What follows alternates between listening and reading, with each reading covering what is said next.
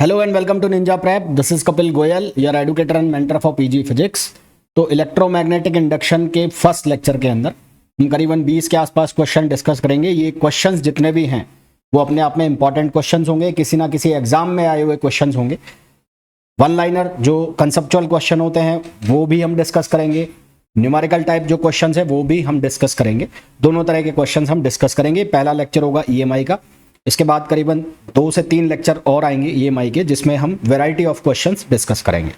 तो चलिए स्टार्ट करते हैं। पहला जो क्वेश्चन आपको दिख रहा है स्क्रीन के ऊपर, उसमें बोला गया है which of the following phenomena makes use of electromagnetic conduction induction.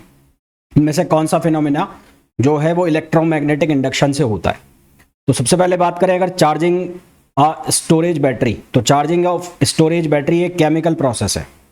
ये जो है ये कौन सा प्रोसेस होता है? केमिकल प्रोसेस है। ठीक है, तो पहला ऑप्शन तो आपका हो गया गलत। दूसरा है magnetizing an iron piece with a bar magnetization. तो दूसरा जो है ये है मैग्नेटाइजेशन, ये मैग्नेटिक डोमेन अलाइनमेंट है।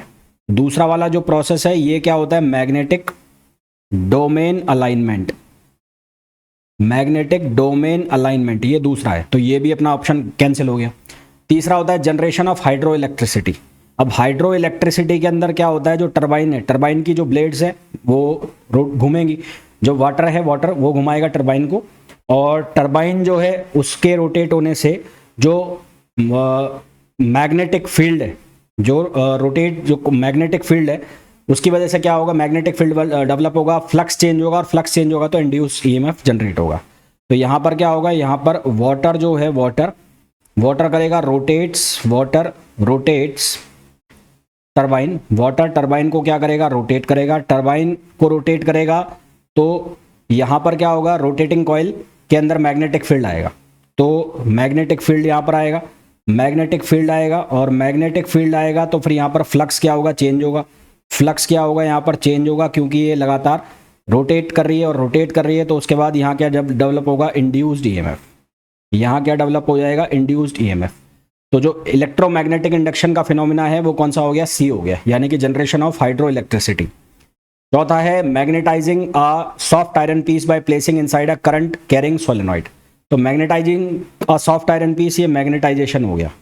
ये भी क्या हो गया? मैग्नेटाइजेशन। तो हमें पूछा है ईएमआई का जो फिनोमिना है वो कौन सा है, तो सी आंसर हमारे पास करेक्ट आंसर आ जाएगा। अगला क्वेश्चन देखो, अगला क्वेश्चन है the magnetic flux linked with the coil changes if current in the coil changes with respect to time। ये assertion है। तो पहला है the magnetic flux linked with the coil changes if the current in the coil changes with respect to time। तो यहाँ पर phi is equals to Li, और यदि जो करंट कॉइल में है वो टाइम के साथ चेंज हो रही है तो मैग्नेटिक फ्लक्स भी क्या होगा? चेंज होगा। तो if I changes with time, I changes with time then phi will also change। तो phi जो है वो भी क्या होगा? चेंज होगा। तो phi भी क्या होगा? चेंज होगा। इसका मतलब हमारे पास जो असर्शन लिखा हुआ है वो सही है। फिर इसका रीजन है EMF assist the rate of change of current. EMF assist करती है rate of change of current को। ठीक है, तो EMF assist the rate of change of current. अब हमने ये पढ़ा है ईएमएफ इज इक्वल्स टू, ये किसके बराबर होता है? ये बराबर होता है minus D phi upon D t. EMF is equals to minus D phi upon D T. तो जो इंड्यूस्ड EMF है वो क्या करती है? अपोज करती है चेंज इन करंट का। इंड्यूस्ड EMF क्या करती है? अपोज करती है चेंज इन करंट का। अगर मैं यहाँ पे ये लग दूँ तो ये आ जाएगा L D I upon D T. तो ये माइनस साइन क्या बताता है कि जो इंड्यूस्ड EMF है ये अपोज करती है चेंज इन करंट का, ये इसको असिस्ट नहीं करती। तो इंड्यूस्ड EMF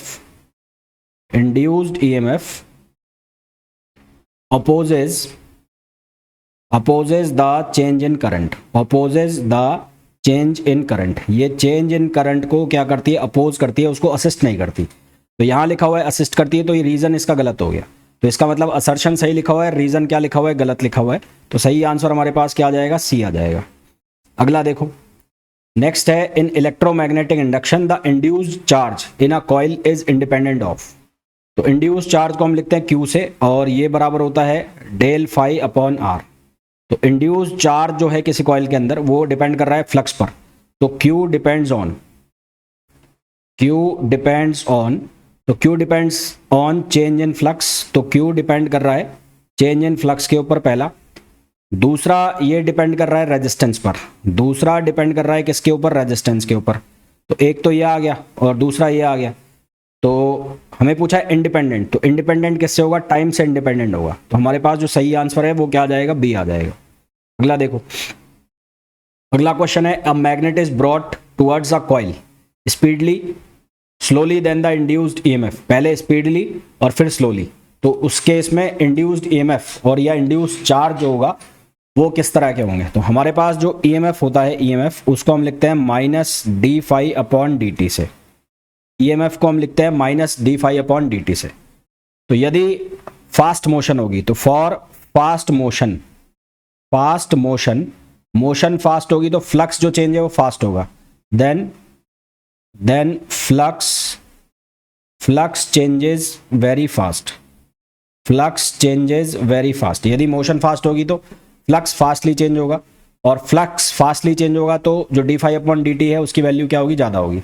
सो larger D phi upon D T, और D phi upon D T की वैल्यू जो है वो ज़्यादा होगी, तो यहाँ पर ईएमएफ भी क्या आएगा, ज़्यादा आएगा। हैंस लार्ज ईएमएफ, तो ईएमएफ का मैग्नीट्यूड भी क्या आएगा, ज़्यादा आएगा।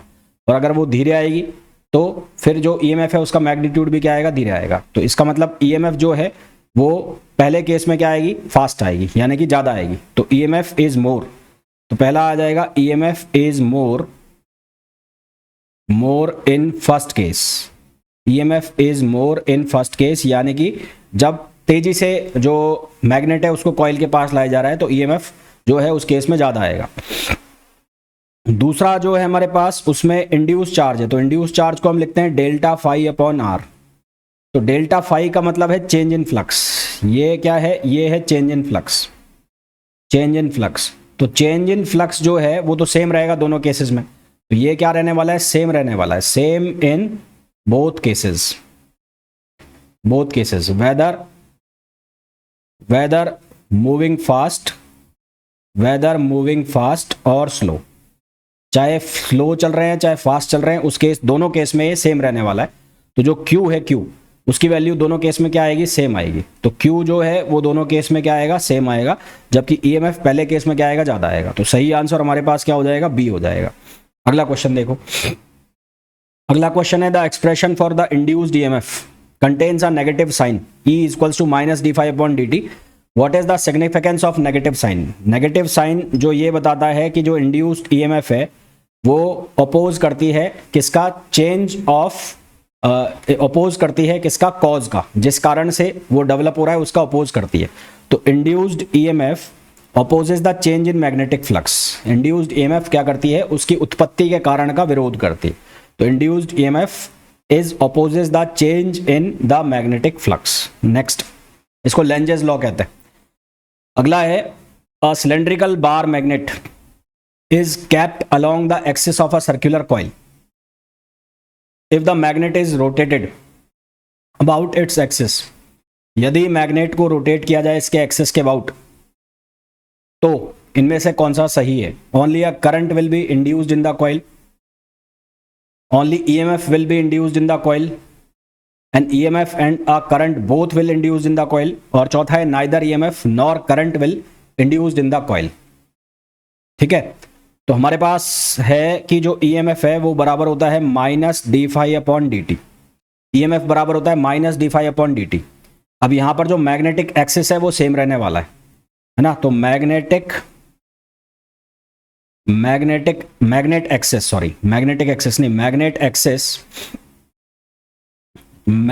एक्सेस रिमेन सेम, मैग्नेट का जो एक्सिस है वो सेम रहने वाला है, और मैग्नेटिक फील्ड जो है उसके पैटर्न में कोई भी चेंज नहीं आएगा, और magnetic field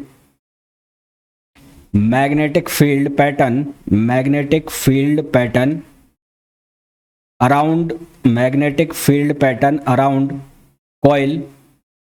around coil unchanged, और मैग्नेटिक फील्ड पैटर्न जो है वो कॉइल के अराउंड क्या रहने वाला है, अनचेंज रहने वाला है। तो इसलिए जो फ्लक्स है वो भी क्या होगा, चेंज नहीं होगा। तो flux throw coil flux throw coil does not change, flux throw coil does not change. तो जो फ्लक्स होगा कॉइल के थ्रू वो भी चेंज नहीं होगा, केवल और केवल जो ओरिएंटेशन होगा अराउंड इट्स ऑन एक्सिस वो क्या होगा, चेंज होगा। ओनली ओरिएंटेशन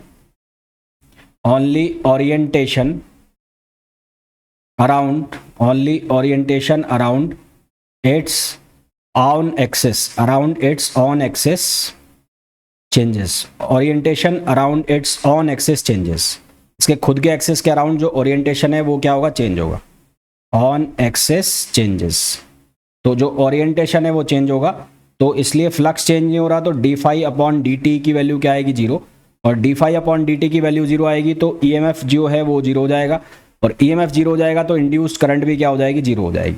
तो नाइदर ईएमएफ और nor current will be induced in the coil. तो आंसर हमारे पास क्या आ जाएगा, डी आ जाएगा। नेक्स्ट क्वेश्चन देखो, नेक्स्ट क्वेश्चन है assertion the induced EMF last as long as the magnetic flux continue to remain constant. तो induced EMF last as long as the magnetic flux continues, तो इंड्यूस्ड ईएमएफ होता है minus D phi upon D T. तो अगर phi constant है, phi constant है तो d phi upon D t ये वैल्यू क्या हो जाएगी, जीरो, और ये वैल्यू जीरो हो जाएगी। तो इसका मतलब पहला जो असर्शन है वो गलत लिखा हुआ है, तो असर्शन ट्रू वाला जो है वो तो काटो। तो ए ऑप्शन कट गया, बी ऑप्शन कट गया, सी ऑप्शन कट गया, तो डी ऑप्शन हमारे पास सही आंसर आ गया है ना। और दूसरा भी एक बार देख ही लो, तो दूसरे में रीजन में लिखा है when ever magnetic flux linked with a circuit remains constant induced EMF is produced. तो यहां पर भी ये लिखा है मैग्नेटिक फ्लक्स जो है वो कांस्टेंट होगा, तो फ्लक्स कांस्टेंट होगा तो फिर अगेन ईएमएफ क्या होगा, जीरो होगा, तो रीजन भी फॉल्स है। तो ए असर्शन और रीजन दोनों क्या है, फॉल्स है। तो सही आंसर हमारे पास क्या आ जाएगा, डी आ जाएगा। Next, according to Faraday's law of electromagnetic induction, according to Faraday's law of electromagnetic induction, the direction of induced current is such that it opposes the cause producing it। तो ये direction of induced current is such that it opposes the cause producing it। तो ये Lenge's law है, पहला जो लिखा हुआ है ये Lenge's law है, ये Faraday's law नहीं है। जो फर्स्ट पे लिखा हुआ है ये है Lenge's law, फर्स्ट पे जो लिखा हुआ है Lenge's law, तो ये तो गलत हो गया, आपको पूछा है Faraday's law। दूसरा है the magnitude of induced EMF produced in a coil is directly proportional to the rate of change, यानी कि E is proportional to minus D phi upon D T. तो ये सही लिखा हुआ है, तो बी जो है वो सही लिखा हुआ है। सी है the magnetic flux linked with a current carrying coil is, ये जो सी है ये लिखा हुआ है सेल्फ इंडक्शन का फॉर्मूला। तो सी जो है ये है सेल्फ इंडक्शन रिलेशन, सी में जो लिखा हुआ है वो लिखा हुआ है सेल्फ इंडक्शन रिलेशन, तो ये भी गलत हो गया। तो सही आंसर क्या आ जाएगा, बी आ जाएगा। नेक्स्ट क्वेश्चन देखिए, Faraday's law are consequence of conservation of. Faraday's law इनमें से किसका कंसिक्वेंस है, तो Faraday's law are consequence of conservation of energy. तो Faraday's law are consequence of conservation of energy, तो ये एनर्जी कंजर्वेशन का कंसिक्वेंस है। नेक्स्ट देखो, लेंजेस लॉ किसका कंसिक्वेंस है, तो लेंजेस लॉ कंसिक्वेंस है एनर्जी का। फिर अगला क्वेश्चन है, Lenz's law provides a relation between. Lenz law किस किस के बीच में रिलेशन प्रोवाइड करता है, तो लेंज लॉ रिलेशन बनाता है इंड्यूस्ड ईएमएफ और मैग्नेटिक फ्लक्स के बीच में। किस किस के बीच में, इंड्यूस्ड ईएमएफ और मैग्नेटिक फ्लक्स के बीच में। ये combined Faraday's law and Lenz's law है, and Lenz's law, combined Faraday's and Lenz's law दोनों से मिलकर बन रहा है। जबकि जो पहला वाला है करंट एंड मैग्नेटिक फील्ड, ये है एम्पियर्स लॉ, पहला वाला जो है ये है एम्पियर्स लॉ। सी जो है ये है लॉरेंज फोर्स, सी जो है ये लिखा हुआ है लॉरेंज फोर्स, और डी जो है करंट एंड इंड्यूस्ड ईएमएफ, ये है ओम्स लॉ। डी जो लिखा हुआ है ये है ओम्स लॉ, है ना, करंट एंड इंड्यूस्ड ईएमएफ ये है ओम्स लॉ। सी जो लिखा हुआ है ये है लॉरेंज, बी जो है ये है combined Faraday's and Lenz law, और ए जो लिखा है ये है एम्पियर्स लॉ। सही आंसर हमारे पास क्या आ जाएगा, बी आ जाएगा। अगला question, conducting coil having 500 turns, cross sectional area 0.15 metre square, magnetic field strength है 0.2 tesla, linked perpendicular to area changes to 1 tesla in 0.4 second, the induced EMF produced. तो इंड्यूस्ड ईएमएफ प्रोड्यूस्ड का formula आ जाएगा minus D phi upon D t होता है। पहले मैं formula लिख दूं, d phi upon D t. अब एन जो है फाई, फाई को हम क्या लिखेंगे, फाई को लिखेंगे N A B, N A B. तो यहाँ से ई की जो वैल्यू है वो हो जाएगी minus N A d B upon D t, minus N A d B upon D t. Number of turns कितने दे रखे हैं 500। यहाँ से सिर्फ मैग्नीट्यूड हम निकालेंगे। एरिया जो हो जाएगा वो हो जाएगा 0.15 और जो मैग्नेटिक फील्ड है वो चेंज हो रहा है 0.2 से और 1 तक, 0.2 से 1 तक। और टाइम जो है वो 0.4 सेकेंड का है। टाइम कितना है 0.4 सेकेंड। आंसर हमारे पास कितना आ जाएगा 150 वोल्ट। आंसर इसका कितना आ जाएगा 150 वोल्ट, जो कि ऑप्शन हो जाएगा डी। अगला क्वेश्चन देखिए। अगला क्वेश्चन है coil of area 80 square centimetre. तो एरिया जो है वो 80 स्क्वायर सेंटीमीटर यानी कि centimetre square. Number of turns है 50, rotating with 200 revolution per minute. तो ओमेगा की वैल्यू मैं निकाल लेता हूं 2 पाई एन। तो ये आ जाएगा 2 पाई और 2000 बाई 60। ये ओमेगा फ्रिक्वेंसी, एंगुलर फ्रिक्वेंसी की वैल्यू आ गई। तो ईएमएफ जो होता है हमारे पास, ईएमएफ की वैल्यू हम लिखें इसको हम ओमेगा के फॉर्म में। तो ओमेगा के फॉर्म में कैसे लिखेंगे, ओमेगा के फॉर्म में लिखेंगे एन बी ए ओमेगा, एन बी ए ओमेगा, अगर हमें एंगुलर फ्रिक्वेंसी के फॉर्म में लिखना है। तो एन जो है एन, उसकी वैल्यू कितनी होगी 50 हो गई। तो ये एन हो गया 50 टन्स। बी जो है उसकी वैल्यू हो गई 0.05 टेस्ला। एरिया जो हो गया 80 सेंटीमीटर स्क्वायर यानी कि 80 इंटू 10 पावर -4। और ओमेगा की वैल्यू हो गई 2 पाई इंटू 2000 अपॉन 60, 2000 अपॉन 60। तो इसको जब हम सॉल्व करेंगे तो आंसर आएगा हमारे पास 4 पाई बाई 3 वोल्ट्स। तो आंसर कितना आ जाएगा 4 पाई बाई 3 वोल्ट्स, जो कि ऑप्शन हो जाएगा सी। अगला क्वेश्चन देखिए। नेक्स्ट क्वेश्चन है a circular coil mean radius of 7 centimetre, 4000 turns, rotated rate of revolution. Same formula use होना है, यहां पर भी सेम फार्मूला यूज होना है। कौन सा होना है, ओमेगा एन बी ए। आंसर आप खुद निकालेंगे, होमवर्क के लिए दे रहा हूं। आंसर जो आएगा इसका वो आएगा 0.58 वोल्ट। ये चेक कर लेना, सेम फार्मूला यूज होना है यहाँ पर ना, सेम फार्मूला यूज होना है एज इट इज, जो पिछले वाले क्वेश्चन में हुआ था। वैल्यूज चेंज होगी बस। अगला क्वेश्चन है the rate of change of magnetic flux density through a circular coil area 10 power -2 metre square. Magnetic flux density यानी कि dB अपॉन dt दे रखा है ना, वो दे रखा है हमें 10 पावर 3। एरिया जो है वो दिया हुआ है 10 पावर -2 और नंबर ऑफ टन्स हमें दिए हुए 100। तो इंड्यूस्ड ईएमएफ निकालना है। तो इंड्यूस्ड ईएमएफ जो आएगा वो कितना आएगा NA dB अपॉन dt। तो n जो है उसकी वैल्यू हो गई 100, a जो है उसकी वैल्यू हो गई 10 पावर -2 और जो dB अपॉन dt है उसकी वैल्यू हो गई 10 पावर 3।